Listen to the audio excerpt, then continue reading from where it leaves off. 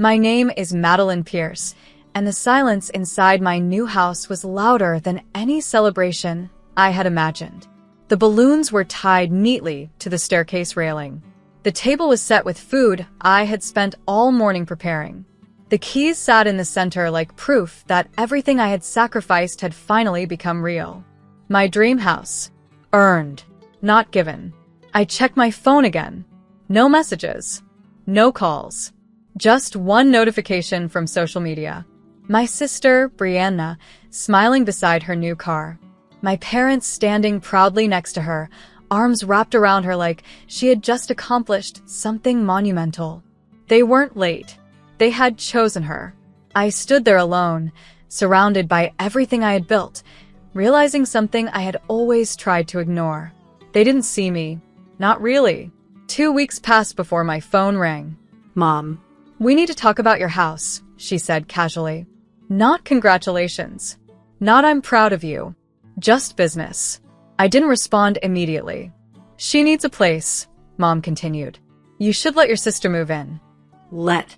Not ask. Not request. Let. I stared at the walls I had fought for. Every payment. Every late night. Every lonely decision. And in that moment, I made a choice they never saw coming. I didn't answer her right away. I walked slowly through the living room, my footsteps echoing across the hardwood floors I had chosen myself. Floors I had paid for. Floors no one had stood on the day I invited them to celebrate. "She can stay in the guest room," Mom continued, like she was finalizing something already agreed upon. "Just until she gets back on her feet." Back on her feet. Brianna had never been on her feet. She had always been carried. I stopped near the front window, staring at the driveway where no one had parked 2 weeks earlier. When was she planning to ask me? I asked calmly. Mom hesitated. "She shouldn't have to ask," she said. "You're her sister." Sister. The words sounded heavy now. "I invited all of you here," I said quietly. "None of you came." "That was different," she replied quickly. Her car was a big moment.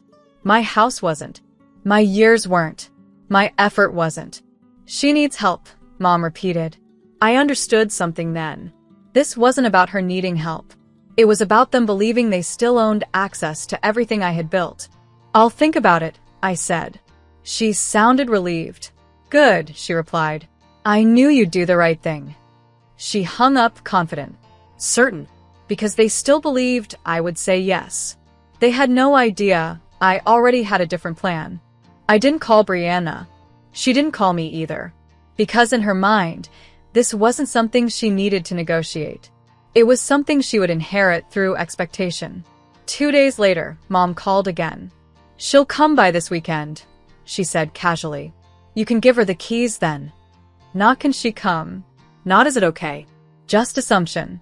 I stood in the kitchen, my hand resting on the marble countertop I had chosen after months of saving. "No," I said calmly. Silence filled the line. "What do you mean no?" Mom asked. "I mean she's not moving in." Her tone sharpened immediately. "Don't be selfish." Selfish. The word they always used when I protected myself. "She has nowhere else," Mom insisted. That wasn't true. She had them. She had always had them. "She didn't even show up," I said quietly. "That doesn't matter," Mom snapped. "Family helps family." Family. The word they used to erase boundaries. "I've already made arrangements," I replied. She paused. "What arrangements?" I didn't answer, because explaining would only invite argument. And this wasn't an argument. It was a decision. One they were about to discover whether they accepted it or not. I met with the real estate agent the next morning. Not because I couldn't afford the house. Because I understood something my family never would. Ownership isn't just about buying. It's about control. And control includes knowing when to move. "You just bought this," she said carefully, reviewing my file. "Are you sure?" "Yes." Not emotional. Certain. I had spent years building stability. I wasn't going to let entitlement turn it into obligation. We listed the property quietly. No announcement. No discussion. Just paperwork. Legally binding paperwork. Mom called again that evening. Brianna's packing, she said. She'll be there Saturday. No hesitation. No doubt. They still believed the house was accessible, available, the way everything I owned had always been in their minds. I won't be here Saturday, I replied calmly. What do you mean? I mean I won't be here. She laughed lightly, like I was being dramatic. Stop being difficult. Difficult.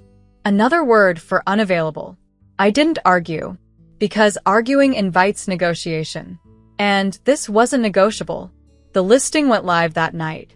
By morning, there were 3 offers, and none of them included my family. Mom found out the next day, not because I told her, because someone she knew saw the listing. Her call came immediately. You're selling it, she demanded. Not why. Not are you okay? Just accusation. Yes, I said calmly. You just bought it, she snapped. This makes no sense. It made perfect sense. She just didn't like what it meant. What about Brianna? She asked. There it was. Not concern for me. Concern for access. She was never moving in, I replied. Silence filled the line. You're being cruel, Mom said quietly. Cruel. Because I refused to surrender something they never earned. She has options, I said. She always has. Just not mine anymore. Mom's voice hardened. You're choosing strangers over your own sister. No. I was choosing independence over expectation. She didn't show up when it mattered, I said calmly. Mom didn't answer, because she remembered. The empty driveway, the untouched food, the silent house. You'll regret this, she said finally. I looked around the living room one last time, at the walls that had witnessed everything. No, I replied quietly, because regret only exists when you betray yourself. And I wasn't doing that anymore. The offers came in faster than I expected. 3 the first day, 5 by the second. By the third morning, one stood out clean, full price, no contingencies. Certainty. The same certainty I hadn't felt when I first invited my family to celebrate. I signed the acceptance papers calmly, not out of anger, out of clarity. This house had already served its purpose. It showed me exactly where I stood. Mom called again that afternoon. Brianna went by your house, she said sharply. There's a sign in the yard. Yes, I replied. She thought she was moving in. That was never my responsibility. That was never her decision, I said. Mom's voice dropped. She was counting on you. Counting? Like my life was something they could budget around. I didn't answer, because explanation wouldn't change entitlement. Where are you going to live? She asked. I smiled faintly. I already found somewhere else. Somewhere smaller. Private. Unknown to them. Because access isn't love. It's permission. And I was done giving it away. Closing happened quietly. No celebration. No announcement. Just signatures, handshakes, and a wire confirmation that marked the end of something they had never truly valued. I handed over the keys that afternoon. Not with sadness. With relief. The house had been a dream. But dreams aren't meant to become obligations. Mom called that evening, her voice tight. You actually sold it, she said. Not disbelief. Realization. Yes. There was a long pause. Brianna doesn't understand why you do this, she added. Of course she didn't. Understanding requires perspective. Perspective requires absence. She'll figure it out. I replied calmly. Mom exhaled sharply. You've changed. Maybe I had. Or maybe I had finally stopped pretending I hadn't. You didn't even give us a chance, she said quietly. They had chances. Invitations. Moments that mattered. They just hadn't chosen me. I ended the call gently. Not angry. Just finished. Because for the first time, my life wasn't something they could enter without permission. And they were only just beginning to understand what that meant. They never saw the new place. Not because I hid it. Because they stopped asking. The wire transfer cleared fully 2 days after closing. Every dollar sat in my account, not just profit, but proof. Proof that I could build something, protect something, walk away from something.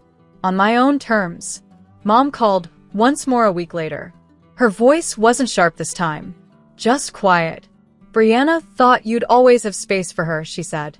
I leaned against the window of my new apartment. Smaller. Higher. Private. She always had space, I replied calmly. She just didn't show up when it mattered. Mom didn't argue, because she remembered. The invitation. The empty driveway. The silence. I hope you're happy, she said. Not bitter. Not warm. Just distant. I am, I answered. And it was true. Not because of the house. Not because of the money. Because I had finally understood something they never did. Family doesn't guarantee access. Respect does. They thought asking for my house would remind me of my place. Instead, it reminded me of my worth. And I chose it.